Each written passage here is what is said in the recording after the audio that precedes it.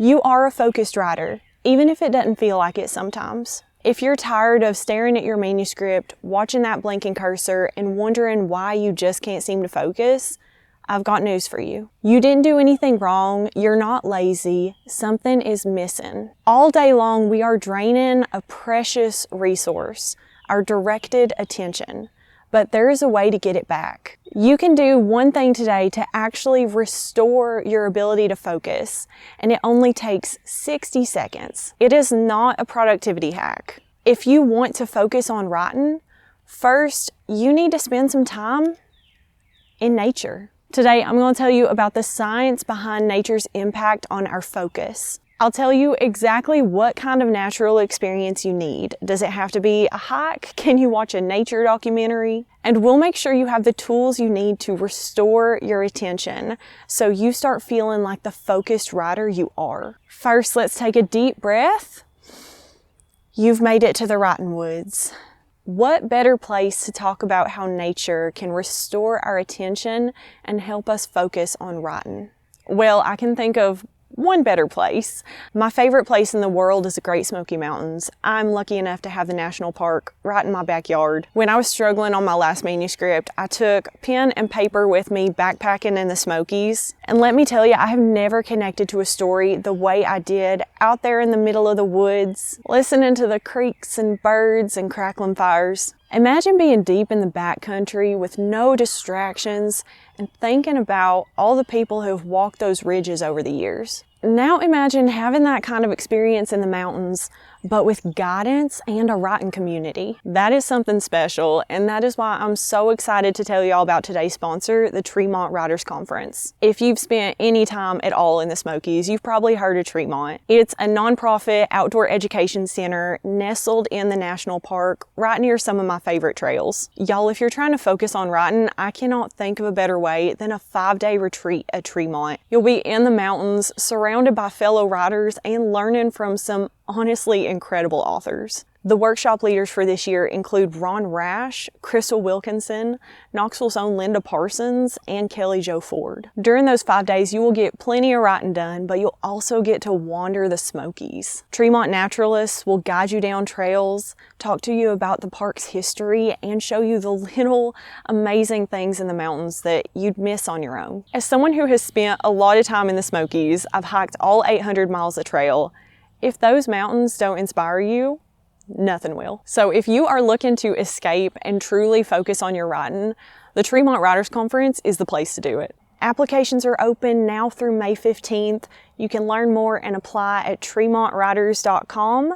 I'll link that down below. So before we get into exactly how to restore and improve our ability to focus, let's talk about why we can't seem to focus in the first place, even on things we're passionate about. To understand why this happens, we have to first change the way we think about our cognitive resources. If you're like me, your first reaction to not being able to focus on your story might be to bash yourself a little bit. You start telling yourself over and over to, come on, just focus. Focus. And it doesn't work. Focusing seems like something you can just do. You do it all the time.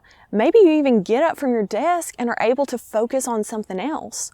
So it feels like you must be the problem. You just don't care about your writing enough. Let's go ahead and nip that in the bud.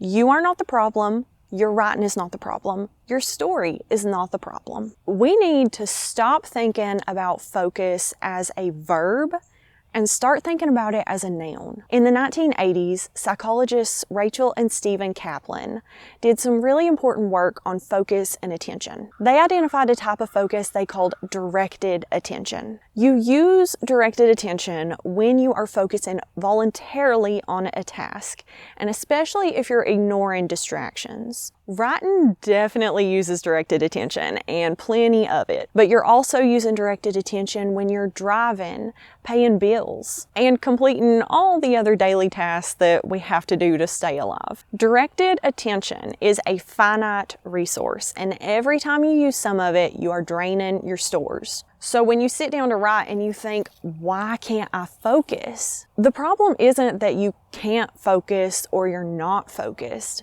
It's that you are out of directed attention. When you're out of firewood, you go out back and you split more. But what do you do when you are out of directed attention? How do you make more? The Kaplans have an answer for that, and it's something you can start doing today. I have always known I felt better after hiking or backpacking, but I've never known why. When Rachel and Stephen Kaplan were studying directed attention, they found something interesting. After spending time in nature, folks' capacity for directed attention was higher. They called this discovery attention restoration theory. The idea is simple. Our brains get tired when we use directed attention too much, and in stimulating modern environments, we're using it all the time. But certain environments, especially natural environments, give our minds a break and restore that directed attention. Specifically, restorative environments have something that the Kaplans called soft fascination. Soft fascination involves effortless attention on gentle stimuli,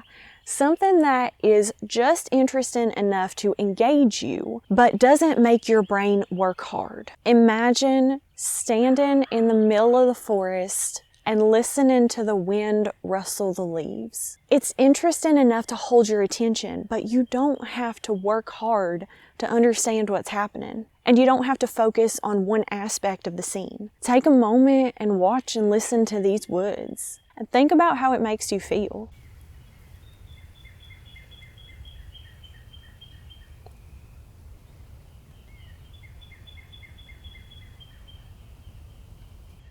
Now compare that to hard fascination. While it can be a diversion and it may feel like rest in the moment, it does not actually restore your directed attention. So what does this mean for writers? When we are struggling to focus, our instinct may be to buckle down and concentrate harder, or it may be to take a break and do something restful. This may be reading a book or watching a movie or spending time with loved ones. The trouble is, none of these things actually address the root problem: depleted directed attention. We may feel like we're attacking our inability to focus, but we're really not. Instead, we need to spend time in a restorative setting. Now, according to the Kaplans, a restorative setting should have 4 properties. Number 1, soft fascination, which we already talked about. It's interesting, but not so much that we have to focus. Number 2, being away. Create some psychological or physical distance from your routine and your responsibilities. For me, this is going for a backpack in the Smokies. When I'm out in the woods, all I have to worry about is walking, eating, drinking, sleeping. It doesn't matter how many emails I have coming in.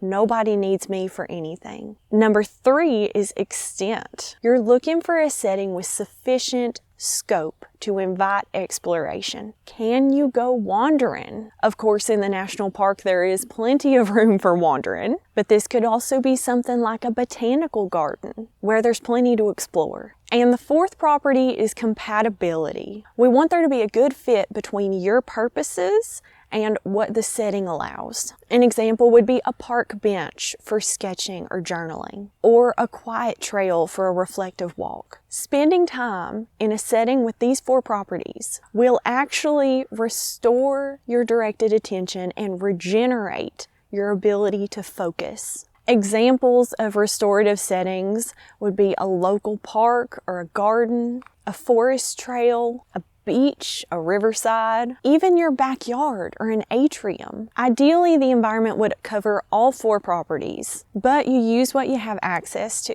Standing on your balcony may not give you the same level of restoration as going for a walk in the woods, but something is better than nothing. Even if the setting does not have all 4 properties, having a few will help restore your attention. So if you can't go out and spend time in the woods right now, that's all right. You can still benefit from this. Even if you don't have a lot of time, you can still use these natural settings to restore your focus. Most studies around attention restoration theory evaluate the effects after about 10 to 30 minutes in nature. But a study in 2022 compared the restorative effects of 0, 1, 5, and 15-minute views of nature. That study showed improvements in attention after viewing nature for only 1 minute. So even if you only have 60 seconds to spend in a natural restorative setting, you can still improve your attention and your ability to focus. Of course, depending on where you live and your schedule, that's not always feasible.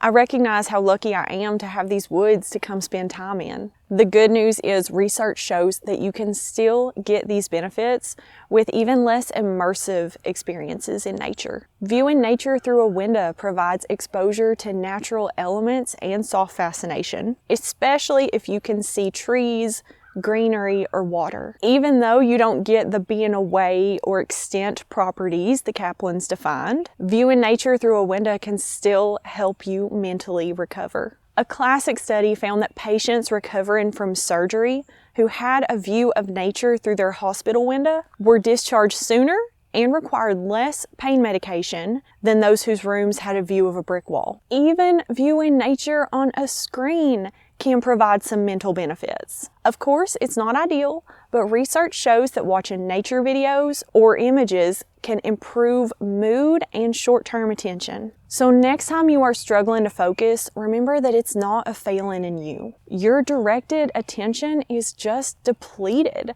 because of all the things in life that are tapping that resource. But you have a powerful tool for restoring your directed attention and your ability to focus. Spend time in nature. You don't need to go on a week-long backpacking expedition, although that's amazing. I love a good backpacking trip. Even stepping into your backyard can help. Go to a local park or a garden. And while you're there, don't think about your to-do list or try to solve a problem that's on your mind. Just let your attention drift. Notice what's around you. Take it in. Embrace the soft fascination of nature.